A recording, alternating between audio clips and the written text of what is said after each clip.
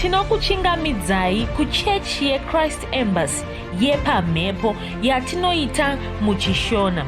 Iko zvino hapachina chikonzero chokupedza svondo rose usina kupinda chechi, nokuti painopindwa unenge usipo, kuda wakanga uri kubasa pakaenda vamwe kuchechi, kuda wakanga uri parwendo, kuda chechi yeChrist Embassy haisati yakuwanikwa kwaunogara, kana kuti unofarira hako kudzidza shoko raMwari nechishona. Ino ndiyo yave chechi yako. Chipinda tinamati. Haleluya. Tinosangana zvekare pamunamato wedu weChrist Embassy watinoita pamhepo muchishona. Ndichivimba senguva yose kuti makava nesvondo rakanaka. Ndichivimba zvekare kuti muri kufamba nesu pazvidzidzo zvatinokutumirai zveRhapsody. Hatineti kuramba tichingosimbisa nokungokurudzira kuti musadarikwa nezvidzidzo izvozvo. Uye patinokutumirai zvidzidzo izvozvo, tinokurudzira kuti musazvinzwira usimbe, musazvinetera, zviverengei, zvidzidzei, uyezve mupewo vamwe. Musangogumira pakungodzidza muri mega, ipaiwo vamwe. Chawawana idya nehama, asi ichi todya nyangwe nomutorwa, nokuti chakakodzera. Haleluya. Saka tinotenda mufudzi Kristu nokuda kwekugara vachitipa nokuti tumira zvidzidzo izvozvo. Bhuku reRhapsody ndo anotinyorera, tinofara nokuda kwaizvozvo. Saka hatichina patichachema tichiti hatina shoko, tapererwa neshoko raMwari. Shoko raMwari takugara tinaro rakawanda, takugara tinaro rakajeka, risinganetsi kunzwisisa. Tinotenda Mwari nokuda kwaizvozvo. Tinovatenda zvekare nokuda kukupa mukana iyoyo kuti tigone kusangana saizvozvi tichinamata pamwe chete, tichidzidza shoko raMwari pamwe chete. Chinhu chikuru chatinotenda Mwari pamusoro pacho. Haleluya. Ndoda kuti ndipinde muchidzidzo chanhasi chatinotora zvekare senguva yose mubhuku reRhapsody. Kwanzi ndivo vanoronga zvakanaka zvose. Mwari ndivo vanoronga zvakanaka zvose. Ichi chidzidzo chakakosha. Regai titarire ndima yatinovhura nayo ipapo tigojekeserana kuti tinyatsonzwisisa nyaya iri kutaurwa ipapo. Jeremiya 29 ndima ye11 chete. Kwanzi nokuti ini ndinoziva zvandakakurongerai, ndizvo zviri kutaura tenzi. Zvirongwa zvacho ndezvekuti zvinhu zvikunakirei, kwete kuti zvikuipirei, kuri kukupai upenyu mune ramangwana hune chitarisiro. Haleluya. NdiMwari vari kutaura. Kwanzi ndinoziva zvandakakurongerai, ndinoziva zvandinokushuvirai. Zvandinokurongerai ndezvokuti zvinhu zvikunakirei, kwete kuti zvikuipirei. Kureva kuti ukasangana nechinhu chinoda kukanganisa upenyu hwako, chinoda kuipisa upenyu hwako, chinhu ichocho hachina kubva kuna Mwari. Pabatisisei ipapo, nokuti vanhu vazhinji vanoposa pakutaura napakufunga, vachingotora zvinhu zvese zvakashata zvinotsvaka kuvakanganisa, vachizvitora sekuti zvabva kuna Mwari. Imhosho huru iyoyo. Patinenge tichitaura tichiti zvinhu zvichabva kuna Mwari, tinenge tiri kutotuka Mwari. Zvafana kuti uri mubereki. Imbofunga uri mubereki, une mwana wako osangana nechimwe chinhu changa chisina kumunakira, obva ati ndimai vangu kana ndibaba vangu vaita izvi. Kana kuti otouya kwamuri oti, mai musazopota muchindisira kuda wawana muusai hwake mune bete. Otouya kuna mai oti, mai handizvidi zvokuti munondisira mapete muusavi. Mai vanovhunduka kuti ndoisa mapete muusavi kuti zvidii? Ini mai vako ndakakuzvara, ndakakutakura mwedzi mipfumbamwe, ndikashingaira kusvika ukure ugone kutaura zvauri kuita izvi. wondiudza nhasi kuti ndinokuisira mapete mumusavi. Chinhu chinogumbura, chinhu chinototsamwisa.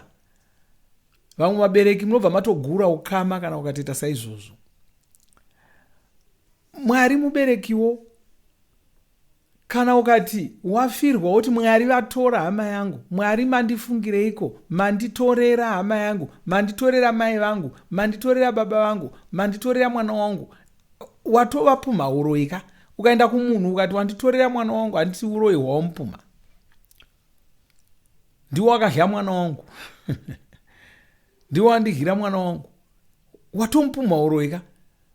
Saka munoona, nokusanzwisisa chinhu chakajeka sechichi, tinogara tichingotuka Mwari, tichitaura mashoko anogumbura Mwari, tichiti chose chose chaitika tongoti ndiwo, ndo zvavaronga, ndo zvavatipa, tingagodini? Nhai Mwari matifungirei, nhai Mwari. Musafunga kudaro. Chinhu chakanaka ndo chabva kuna Mwari, chakashata chabva kuna Satani, chakanaka chabva kuna Mwari, chakashata zvatokwana. Ndo mamiriro azvo iwayo. Haleluya. Ndo mamiriro azvo iwayo. Kwai Mwari vanotifarira, vanotifarira zvinoshamisa chose.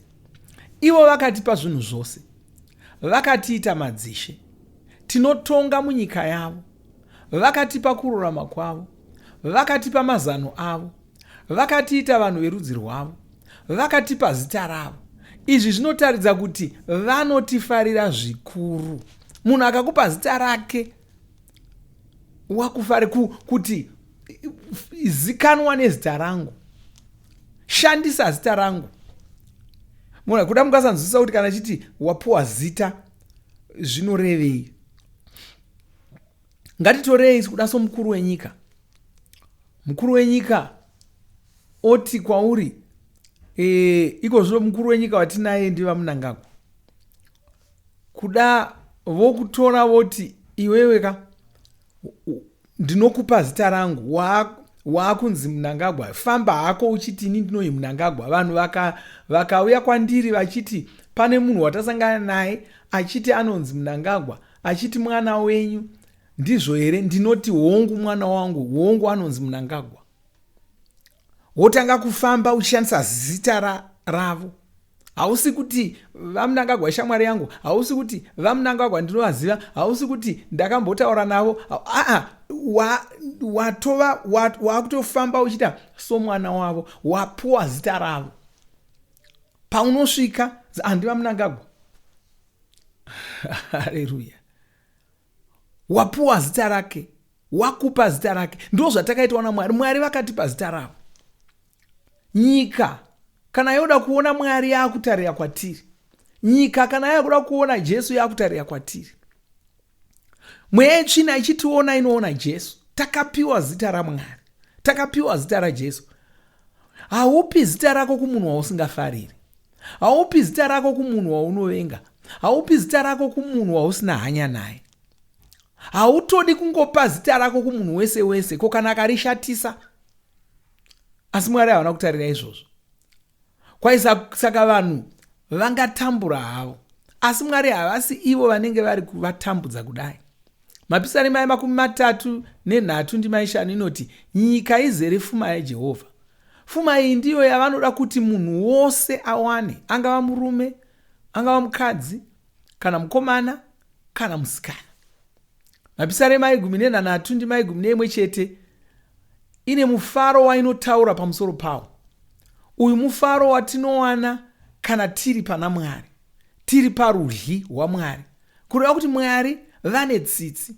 Havasi ivo vanoronga kuti utambure, havasi ivo vanoronga kuti usuwe. Regai ndidzokorere chinhu ichi, nokuti vanhu vakawanda vanoposa kutaura panyaya iyoyo. Ukafirwa, havasi Mwari vakutorera hama yako, havasivo. Usati Mwari vatora. Ndoza kuti vaparidzi vazhinji vanotaura vachidaro, ndoza kuti vanhu vazhinji vanotaura vachidaro. Usataura uchidaro kusatoziva ikoko. Mwari havaiti chinhu chokuti munosara muchichema muchishaya batsiro muchidi, havaiti izvozvo. Kune kwati vakurangazve zvino vari kuranga waita sei, vari kuranga rusvava rwaita sei. Haleluya. Vari kuranga amai avo vavatorera mwana zvaita sei. Usatombofunga saizvozvo. Chaunofanira kungoziva zvinhu izvi zviri pachena, hazvitodi kuti tiswere tichitaura zvakawanda. Tinoziva munhu wakanaka, tose tinobvumirana kuti munhu wakanaka ndiani? Ndimwari. Munhu wakashata tomuziva, tose tobvumirana kuti munhu wakashata ndiani? Ndisatani. Saka sei uchizofunga kuti munhu wakanaka ndiye wauraya uchisiya munhu wakashata? Satani wakashata ndiye watouraya. Munhu wakashata iwewo kana ukaitirwa chimwe chinhu chisingakufadzi, chisina kunakira kumba kwako kana kupi, waungafungira ndiani? Ungafungira shamwari yako, ungafungira munhu wepedo, ungafungira munhu waunofarira, unofungira kamunhu waunoziva kuti uyu haawirirani neni zvakanaka, ndiwo waunofungira yeye. Wakauya pano ndikasara ndoshaya mari yangu, ndiye chete. Unongofungira wakashata waunovenga. Zvinogona ukatanga kufungira Mwari wauda kutoreva kuti Mwari ndiye waunovenga. Haleluya. Saka inyaya isinganetsi, inyaya iri pachena. Wanzikana uri kunzwa izvi nhasi, asi upenyu hwakakuomera, upenyu hausi kufa, asi kuda uri kunzwa izvi nhasi, asi upenyu hwakakuomera, upenyu hausi kufambira zvakanaka. Zvinhu zvako zvinogona kugadzirisika. Iko zvino gamuchira muponesi ava. Vanokufarira zvikuru, bvuma kuti vanokufarira, uye kuti vanotsvaka kuti zvinhu zvikunakire. Bvuma kudaro. Bvuma kuti vanokufarira, vanotsvaka kuti zvinhu zvikunakire. Ivo vane mashoko avakataura mutsamba yechitatu yaJohani chitsauko chokutanga ndima yechipiri. Vakati, hama yangu, ndinoshuva kuti ubudirire. Murunzwa here mashoko aya? Ndimwari vari kutaura. Kwanzi hama yangu, ndinoshuva kuti ubudirire. Budirira sekubudirira kuri kuita mweya wako, uye uve neutano hwakanaka. Saka ndiani anoshuvira kuti uve neutano hwakanaka? Ndimwari. Bhaibheri makamboriverengawo here? MuBhaibheri tinoona Jesu achiporesa varwere, hationi Jesu achirwarisa vanhu. Bhaibheri rinoti kwanzi vakafamba vachiporesa varwere. Mabasa egumi ndima 39 kwai zvaJesu weNazareti wakapota nenyika achiita mabasa akanaka, achiporesa vose vanga vakasungwa naSatani, nokuti Mwari vakanga vainaye. Satani ndiwo anga akasunga vanhu ava. Satani ndiye anga achirwarisa vanhu. Jesu vachivaporesa. Pavakaporesa mukadzi uya wakanga akakombama musana, vakati vakamuporesa uri musi wechisi chashe. Vanhu vasingatarisiri, vaJudha vasingatarisiri kuti munhu anofanira kuporeswa musi wakadai. Zvikanzi, hamuone here kuti uyu mwanasikana waAbhurahama wanga akasungwa naSatani kwamakore esaya, oregerei kusungunurwa musi wechisi chashe? Kwai wanga akasungwa naSatani kwamakore osaya. Satani ndiye unosunga vanhu. Satani ndiye unokanganisa vanhu. Haleluya. Saka munofanira kuzvinzwisisa izvozvo. Unofanira kuzvinzwisisa izvozvo. Wogamuchira kuti Jesu vanokufarira, Mwari vanokufarira, vanotsvaka kuti zvikunakire. Ivo vane mashoko avakataura tatoverenga iyo kwanzi, hama yangu ndinoshuvira kuti zvose zvikunakire. Mwari Baba ndivo vanokushuvira izvi. Ndivo Baba vechiedza. Ndivo Baba vezvakanaka zvose. Havana wavanosarura. Izvi ndizvo zvatinoverenga muna Jemusi yokutanga ndima 10. Matiyo 5 ndima 45 inoti, nokuti Baba vanobudisira vakaipa nevakanaka zuva ravo. Mambozviona here kuti zuva haringomukiri chipisa vanhu zvokuvagocha? Mambozviona here kuti mvura inongonayirawo vanhu vese? Ndiwo Mwari vatiri kutaura nezvavo, vanoita mabasa ese iwaya akanaka. Vanoita kuti mvura inayire vakarurama nevasakarurama. Saka Mwari ava vane nyasha, vane tsitsi. Funga zvavanotaura muna Isaya yokutanga ndima 10 nepfumbamwe. Inoti, ingondirega ndikubatsire, ingonditeerera chete, ndinozokufumisa zvisingabviri. Saka iwe ndiwe unofanira kubvuma kubatsirwa naMwari. Ukadero unozova nefuma. Fuma yacho inenge yakawanda zvikuru, asi ivo vanokubatsira sei? Vanokubatsira neshoko ravo, vanokubatsira nemazano avo. Shoko ravo ndiro chokwadi, ndicho chiedza chinokutungamirira, chichiita kuti ukurire zvose zvenyika ino. Saka rarama muchiedza cheshoko raMwari, unozoziva maropafadzo awakapiwa. Iwo aya ari muna Muponesi, unozogona kutora maropafadzo aya. Haleluya! Saka ndo manzwisisira unofanira kuita Mwari. Ndi Mwari vanokufarira, ndi Mwari vane hanya newe, ndi Mwari vanotsvaka kuti zvikunakire. Haleluya! Ndi Mwari. Iwe ngoziva chakashata choga. Ukangoona chinhu chakashata chinokusuwisa, usatomboswera uchigara dare, chabva kuna Satani, zvatopera. Ukangoona chakanaka chete, ukanosangana nemari, Mwari ndo vakusvitsa ipapo, ndo vakubatsira nenzira iyoyo. Haleluya! Regai tinyengetere. Baba, toda kutendai nezita raJesu, ndokunamatai nokukudzai. Toda kutendai nokuda kwomunhu wandanamata naye pazuva ranhasi. Ndomuropafadza, taura maropafadzo pamusoro poupenyu hwake muzita ramambo Jesu. Munomo wavo anonzwisisa rudo rwaMwari, tsitsi dzaMwari nenyasha dzaMwari, muzita ramambo Jesu. Saka ndokurayira bvisa ruoko rwavo pamusoro pako, ndodzingira kure zvirwere kubva paupenyu hwavo, pamuviri yavo nezita raJesu, ndichirayira kuporeswa kwenyama yavo muzita ramambo Jesu. Baba, ndirikutendai ndokurumbidzai. Haleluya, amen. Haleluya. Zvakanaka. Tosangana zvekare svondo rinouya tichidzidza shoko raMwari saizvozvi, uye morangarira kuti musi wa26, 27 na28 wachikunguru uno tinenge tine vhuserere rokuporesa ratinopiwa naMufudzi Kristu. Tinokuudzai kuti munogona kuribata sei. Toda kuti mupinde moronga nevose vanorwara, kudai hama dzenyu, kudai vakidzani venyu, kudai vanhu vamunongoziva, kudai vanhu vamunongoona vamunosangana navo, muvabatsire vapinde vhuserere iroro vagoporawo. Mwari vakuropafadzei. Amen.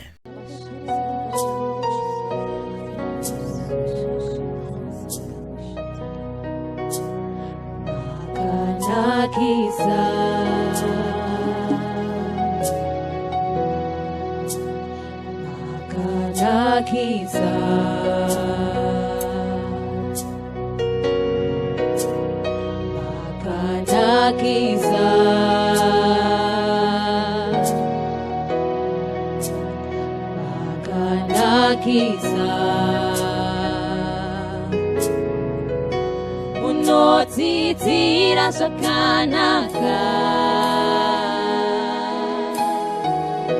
unodzidzira zvakanaka,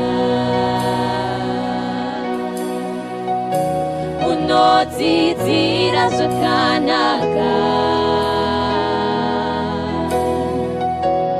unoita zvakanaka, unodzidzira zvakanaka, unodzidzira zvakanaka,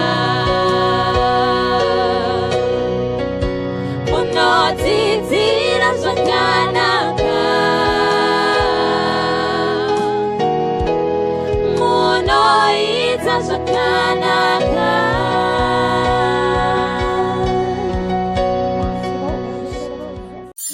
Makomborerwa nemunamato wesvondo rino. Kana manga musati mazvarwa patsva, namatai mumashure mangu, muchidudza, muchirevesa. Taurai muchiti, Mwari vari kudenga, ndinouya kwamuri, ndinokoka Jesu kuti vapinde mumwoyo mangu. Ndinokumbira kuti Jesu vatonge upenyu hwangu. Ndinopupura kuti Jesu ndivo vava Ishe wangu. Saka ndinogamuchira upenyu usingaperi mumweya mangu. Ndazvarwa patsva, ndava chisikwa chitsva. Ndinokutendai. amen. Makorokoto mazvarwa patsva, tinokugamuchirai muchechi yeChrist Embassy. Titumirei zita renyu nekwamunogara. Munogona kutumira iri SMS kana WhatsApp pa 0772 215 kana kutuma tsamba pa shonaror@gmail.com. Muchida kupa mpiro yenyu neEcocash, rovai namba *151*2*5*58225# motevera zvinenge zviri kutaurwa neEcocash ipapo. Kana muine nhare dzemazuva ano munogona kushandisa KingsPay kupa mpiro yenyu. Shandisai kodi inoti TNIOG nemavara makuru. Tinoda kukuzivisai zvinotevera. Tinokurudzira kuti musadarikwe nezvidzidzo zveRhapsody. Zvidzidzei kuti shoko riwande mamuri mugone kumirisana nezvinhu zvinonetsa muupenyu. Tinodavo kuzivisa vane nhare dzeEconet kuti *205# mava kugona kuwana Rhapsody panhare dzenyu kunyangwe musina WhatsApp. Rovai nhare idzi muwane Rhapsody panhare dzenyu zuva rimwe nerimwe. Munorova *205# mosarudza daily devotional. Subscribe Shona Rhapsody muchishona. Munamato uno munoubata pa WhatsApp, pa radio, pa YouTube panoti Shona Online Church, pa www.ce-shonachurch.org nepa vcc.rhapsodyofrealities.org. Tinokumbira mutizivise kana muri kutibata pane imwe yenzvimbo idzi. Kana pari painternet munogona kunyoresa muchitipa zita renyu. Kana pari pa WhatsApp tinyorerei tigopota tichikutumirai zvimwe zvidzidzo, kana kutitumira SMS pa 0772 166 928. Ivai nesvondo rakanaka.